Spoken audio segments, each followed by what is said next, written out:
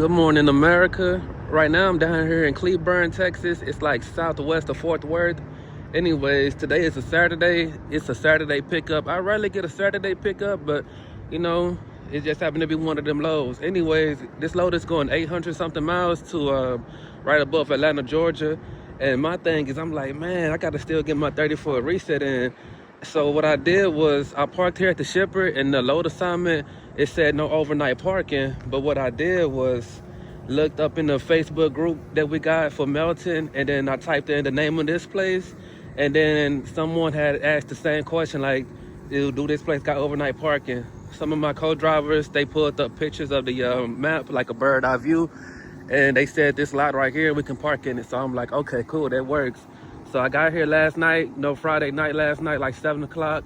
I was like, if I do my 30 for a reset over the Saturday, when Sunday gets here, I can leave out early Sunday morning, you know? So what I'm gonna have to do, the place is right here, I check in over here, but I'm gonna have to go on this little road. Luckily, this road don't have a lot of traffic. It's not like a main street or anything, but I'm gonna have to creep. I'm gonna have to go a little slow to get over there, get the load, and then creep right back over here. But I'm finna go check in right now, and then after I get the load, I'm gonna just finish out my little 34. I'm already like 17 hours in. I'll be able to leave tomorrow morning at like 5 o'clock or something like that in the morning, but let me go over here and check in real quick. Okay, I'm on the way back to my truck. I had to walk over there. I just had to make sure that's the exact place where we check in at, because y'all know I'm gonna have to get on this road and I'm gonna have to creep. The entrance is just right there where that first little, the little pole or whatever, that's where the entrance is at. So, you know, just a little bit, that's not even half a mile. Anyways, I'm finna go on over there, man, get this load real fast. All right, I done made it over here to the place. I done creep, you know, on a little street, nice and slow, keeping it under 5 miles per hour so I don't kick my clock into driver on duty. But let me go in here and check in real fast. Okay, the forklift driver, he must have been waiting on me, man, because as soon as I walked in, I didn't even check in and all that stuff. He came up to me with some papers. He said, hey, you Melton? He asked for my BOL number and my trailer number. He told me to go to this little ramp over there. I told him, hey, I gotta creep a little slow. It might take me a minute. He said, that's cool. All right, I done backed up into this ramp. He told me just like park in front of it, but don't go in until he told me to. And this load, they got like really strict appointment times. Like it's 1 o'clock right now, a little bit past 1, but the load appointment time is like set at 1:30. Look like it's trying to rain, man. Hopefully not though. And this load assignment, it kept on saying we need V-boards for it too, but when I looked on the group thing for Facebook on Melton that we got, it said that we did not need V-boards. It said as long as we got plastic edge protectors, that'll be good, that'll work. And that right there looked like the Tarping machine, man. I'm gonna be real with y'all, I don't like the Tarping machines because I like putting on my tarps one tarp at a time, and on top of that, I don't like the way the machine lays it over the product and stuff. You gotta move it around too much to make it neat. Versus I put it all up there by myself, you know, I get it on there how I want it to. But let me go ahead and just wait until he tell me to back in. In the meantime, until they ready for me, this is the group that I wanted to show y'all. We got on Facebook, Melton Operation. Anyways, what I did though was I clicked right here and then typed on John Mansfield. It's the name, I think I'm saying it wrong, but it's the name of the place. But it pulls up everything about this place, bro. This is the post that I got the parking from. Does anybody know if they got overnight parking? Click the comment section, scroll down a little bit. You know, they showing up pictures, they showing, you know, telling about the parking and stuff. And then just other things about the place too. Here you go, about the V-boards and stuff. I did the same thing. I went in the comments, looked around and stuff like that. I'm glad we got this group, because anytime you don't know something or like you're running out of time on your clock, it's just something you really need to know. You can just look on this group, see what everybody else say about the group, and you'll find some of the answers, find out some helpful things. Okay, the forklift driver, he came out. He told me I'm good to back in. Backed in real quick. Finna get loaded up, man. Okay, I'm gonna show y'all some of the load assignment too. Right here where it says overnight, like no overnight parking. When I seen that, I was like, man, this is a Saturday pickup, 800-mile load. I gotta figure something out for where I'm gonna park it to fit it in 34. That's why I went to that group. And then, where is that? Scroll down some. Right here where it starts talking about V-boards and stuff, I'm like, I have V-boards. Kind of left them on the trailer because I couldn't get them out of my strap up inside the winch, the ratchet on the trailer. I was like, I'm like, man, let me get into the Facebook group. Let me see what they saying. And luckily we got that group because they helped me out a whole lot. They said this load was like a heavy load, but Nah, I think that product look kind of light though. We'll see, man. He putting my tarps up there for me right now. All right, they nice enough to let me do the tarp job and do the securement all inside the place. I got all of my straps laid out. And looking at this load, I got 1, 2, 3, 4, 5 sections on it. For each section, I could put on 2 straps. The load is 12,000 pounds, but I'm gonna go ahead and put on 3 straps over each bundle. So 15 straps that'll take care of this load. Let me go ahead and get busy. Throwing my straps over the load. I threw this strap, hit the top too hard, man. Thought I had it. Now I gotta get my roller and roll it back up. That rarely happens to me, but let me do it real fast. Ready, man. Now I'm finna do it again, man, but make sure I get it over the product this time. All right, now I got the strap rolled back up nice and neat. There is a method that Melton teaches us. It's called slingshot method. Like whenever you got like a really tall load like this, I know how to do it, but I just still like to just launch it over the load. That's probably what I should have been doing, but let me go ahead and put it on real quick. All of the straps are placed where I need them to be. What I'm about to do now is put all the straps inside the winch, hand tighten it, then go back around and bar tighten it. I just went around and I put everything in the winch and then I hand tighten it. So I'm finna pick up my bar, go around the bar, tighten it. Yeah, this is a really, really light load. I'm gonna have to back up a little bit so I can use this tarp machine. All right, I got everything bar tightened. The load is secure. Let me show you guys something real quick. I forgot to move my bulkhead back up to the front yesterday. He had it back here on the product and I got a tarp it, so I had to move it back here. And now I gotta put it around this right here. But anyways, let me do that real quick. Just gotta snap that binder down and it's good. Cool, man, nice and neat. All my tarps already up there on top of the load. Let me go ahead and start tarping. After I took a shower at the Loves that I was at yesterday, before I came over here, I was like, let me get plenty of fruit and plenty of water because I know I'm gonna be sitting for a 34 reset. I just gotta scoot my trailer back just a little bit so when I go up there, I can reach here easily. All right, man, I think that's perfect enough, man. Yeah, that's perfect. I didn't even think about it. Sometimes I don't think about it, but I see how close my strap is to the tarp. I didn't even think to come up here at first and make sure that I didn't throw a strap over none of the tarps, but luckily I didn't. This tarp machine, the harness is not very comfortable at all. I think it's because I don't know how to adjust it, but got the first tarp laid up. The taller loads like this are easier to tarp because it's not a whole lot to fold up at the bottom, but you do got to put more bungees on because it flaps a lot more. Yeah, that light is messing up my graphics a little bit, making it hard to see. But anyways, I got all of my bungees on the tarp on this side. I'm gonna go ahead and tuck it in. Just getting started. And by the way, for this tarp, I'm definitely gonna have to put 2 bungees on each deer ring. Got this side done. Well, I gotta go on the other side and put on 1 bungee and tie it down, 1 bungee per each deer ring. Then come back on this side and put more bungees and then go on the other side and put more bungees. I know that sounds confusing, but with the tarps, man, you gotta alternate them because if I decided to go ahead and put the second bungees on now on each deer ring, it's gonna pull that bungee slightly this way a little bit. And when I put the flap on, it's gonna make it crooked. It's a real fair and square load, so I gotta make sure I do it real even, man. Make sure I treat the load fair.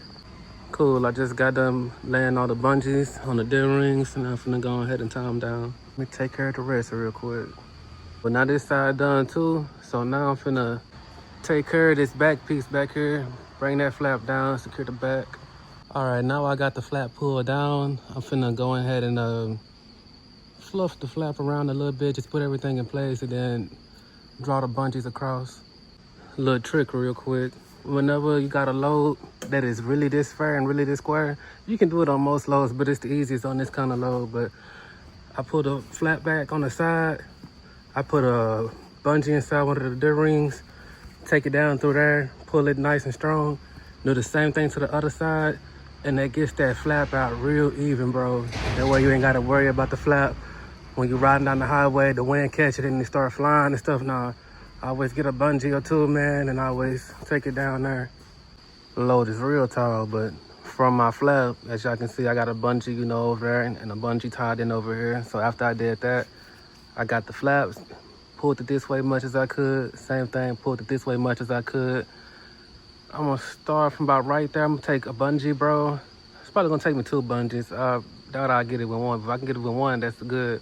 But I'm gonna take a bungee, start from the middle, get the bottom, then the top, man. Just go ahead and crisscross it back here. All right, I got the back looking real good.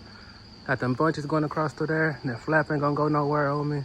Now I can go and put the second bungee on all the deer rings. Cool, got that second set of bungees on the deer rings. Finna go ahead and tie them down. Man, let me take care of this other side real quick. Got the double bungees on each deer ring. Help that control with the flapping because it's a very tall load. Now I gotta lay up that black tarp. Got that black tarp laid down. Yeah, this harness is so uncomfortable, bro. The black tarp is always the easiest one because it doesn't have a flap. So let me go ahead and get busy. Y'all can probably hardly see it, but I got my bungees on there. I'm finna go ahead and tie them down. Go take care of the other side. Got that middle how I need it. Finna go ahead and finish both sides real quick. Cool, man. Now it's just time to double bungee it. Got these two tarps on. They look good, too. Just gotta lay up one more. Do anybody else feel that little feeling, man, when you finally get down to the last tarp and be like, okay, cool, just one more and I'm good to go? That's how I feel right now. Tie this down real quick. Other side real quick. Now I got this side too. Gotta take care of this front flap. Probably should have scooted this tarp back just a little bit, not too much, but just a little bit. But hey, this right here is still do, man. Finna pull that flap down. Finna start with this bottom first. Temporarily, man, just temporarily. I gotta fold this side and fold that side. I just need something to hold it while I do it. And I got this tarp looking real nice, man. This thing looking square as a box of cigarettes. Anyways, I gotta go ahead and do this second layer real fast. And that is a job well done. I can head up to the front, get my paperwork, and go on about my business. Well, I gotta creep back over there to that lot. Load look good. Let me go inside, get this paperwork.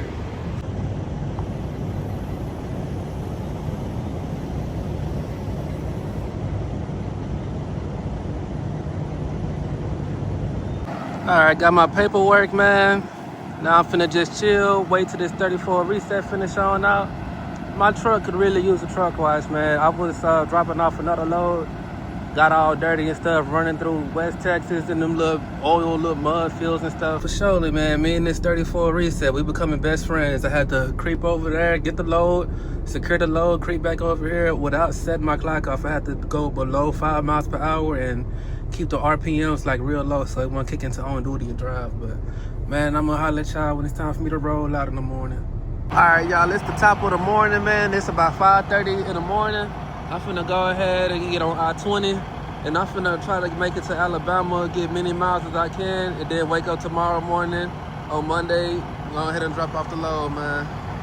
Yeah, it's a little bit of a foggy morning out here. I had to go inside because I had to pay for my diesel at my DEF inside because of the pump wasn't working. When that happens to me, oh man, I'd be so mad because I'd be in a rush, man. But let me go and get it real quick. Alrighty, man, now it's working. Now we got some action going on already. I got my diesel, I got my DEF, I got me a few drinks. I'm finna run for 3 hours till I get to Louisiana Welcome Center. Y'all, I done made my way over here to the Louisiana rest area, the Welcome Center. I just need to use the restroom real quick, go back to my truck, do a load check, tire check, and then keep on rolling, man. I ain't got too much time to waste.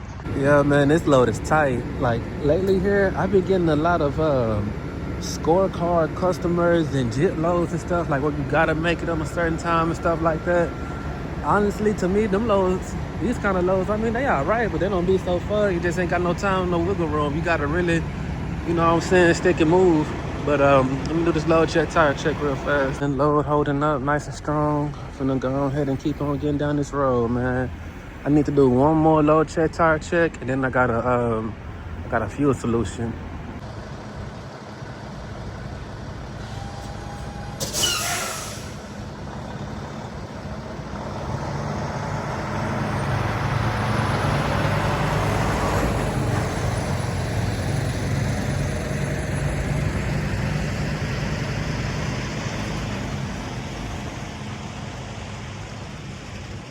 I just made it over here to Birmingham. I'm gonna tell y'all this, the drive from Dallas-Fort Worth to Birmingham is a serious drive. I had to like rush myself with everything. I only stopped 4 times. I wanted to record when I got my diesel, but they was playing music by the pumps. I would have got copyrighted. But anyways, man, I just hurry up, handle my business pretty much for the day. I'm like, look, I gotta make it to Birmingham with this one trip, because from Birmingham, I'm gonna go straight to on top of Atlanta with this load, drop it off early in the morning tomorrow, and move on to the next thing pretty much. I'm finna go inside and take me a shower, man. I need to shower, bro. Let me get in here real quick. I'll be calling the main terminal Tulsa. I'll be calling it the mothership. I don't have a name for the other terminals yet. I wish the shop was open so I can go through the bungee barrel, give me some more bungees, man. When I was putting on all 3 tarps and putting on 2 bungees for each tarp, I was like, yeah, it's time for me to go dig through the bungee barrel next time I'm at a terminal. Yeah, let me get in here and take a shower real quick. I'm fresh and clean, all out the shower now. Got me a little soda for now. Really don't need that. Should have got some water, but I ordered me some food because I'm at the terminal. And with Birmingham terminal, yeah, you pretty much gotta order everything, man, to be honest. But I'm just waiting on that food to get here, man. I'm gonna eat and I'm gonna go straight to sleep. I got the food, got the bag secured. Finna eat my lunch, go straight to sleep. I think it's some type of mosquitoes out here still. I feel like something bit me. All right, y'all, I'm finna go ahead and call this a night right here. I done took my shower, I done ate. I'm good and tired now. I done drove from Cleveland, Texas, all the way right here to Alabama, and that's a nice stretch. And then on top of it being a nice stretch, I was only able to stop 4 times. When I got here, I only had 3 minutes, 4 minutes left on my clock, and I was like, ooh, that's kind of close. I remember one time I went into violation, and Emily in safety, she had called me. She was quick with it too. I had run out of time at the Tulsa terminal. Well, I really didn't run out of time. I had like 7 minutes left on my clock, and when I got into the inspection bay, I forgot to go on duty and then go off duty. I was doing my load check, tire check, the pressure, and everything we got to do as soon as we go into Tulsa. I was doing all that, and then I was about to drive out the bay, and then that's when Emily called me. She was like, hey, I was like, ah. She was like, it's cool, she understands, because I really forgot to hear it. But man, I kind of risked it today running like this, but I made it though. I remember when I first started, I did make a run from Birmingham, Alabama, all the way to Dallas, but that was right at the Hutchins. I came out of Cleveland this time, and that was extra. I was like, man, I don't know. But anyways, though, I'm gonna drop this load off 8 o'clock in the morning. I gotta cross that time zone. Y'all know that time zone. I think it's like, it's a time zone difference when you're crossing from Alabama to Georgia, but I don't know if the time crosses when you a little bit in Alabama or a little bit after Georgia, but I know it's a time difference in there. But I'm gonna go ahead and wake up. I gotta wake up early. I gotta wake up at like 3 in the morning, something like that, 4 in the morning, something like that. And I just gotta go ahead and try to head to Atlanta, man. But anyways, if you watch my videos to the end, I appreciate that love and support. Make sure y'all say y'all prayers. That's how you're gonna get somewhere. And I'm gonna holler at y'all in the next video.